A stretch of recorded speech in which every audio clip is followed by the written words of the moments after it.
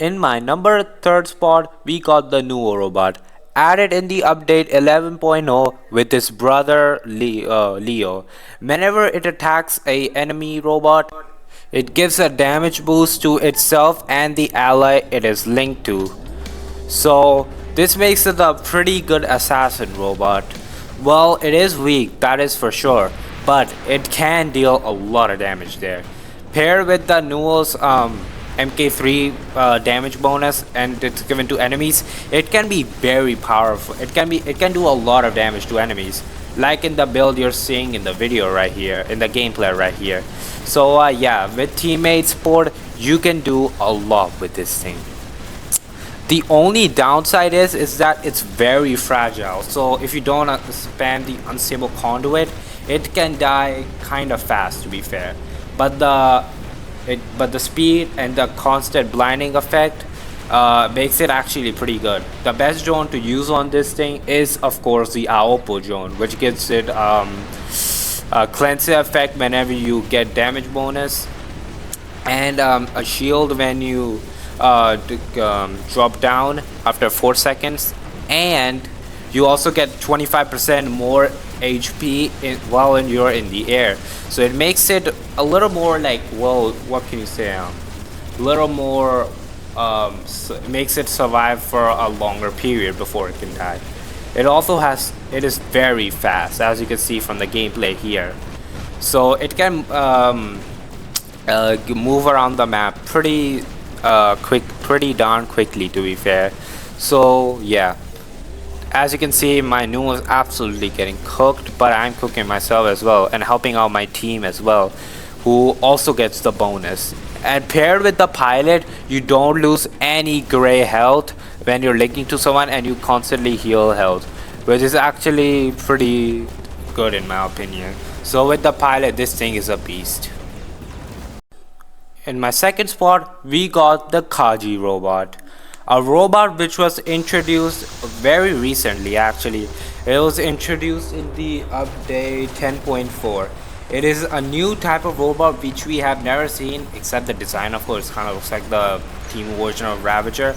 But basically what it can do is, when you activate your ability, instead of getting stealth, you actually activate invisibility, which makes it so at below 150 meter you can see it, but over you cannot see it, which makes this thing pretty annoying to notice. And what it can do is, when you activate the ability whilst running, you can actually place down mines, and you can place a maximum of 15 mines in total. And when the enemy gets to the mines, he will actually take a lot of damage, get that mark, so you will take even more damage. And this thing can do a lot of damage actually, so this makes it a very good assassin robot. But the problem with this thing, as with the Nuo of course, it's an assassin, it is very it can die kinda fast, to be fair, so you need to play it pretty carefully. And if you even one wrong move can literally just result in the death of your robot. In the first position of 2025, the best assassin is the sword unit. This thing was it was, in my opinion, the best assassin of 2025. This thing literally just broke like the damage records, of course, because the percentage damage it could do at the time, it could do 2%, which was so broken, so tanks literally died super quick to this thing. Even the weapons itself, they were doing so much damage. A Titan could be just killed in just like one clip with the weapons, which is so broken.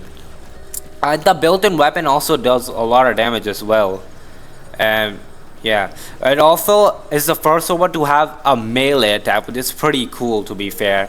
And while the melee doesn't seem to do much damage if you don't fire the shield, when you do fire the shield, it can do much more damage. So like one grum shot could deal, like with the sword, could deal like 200,000 damage per shield, per melee damage, which is very broken. So they need to turn it down, which, as you guys can see from the gameplay here, when it is not boosted from a shield, it doesn't really seem to do that much damage.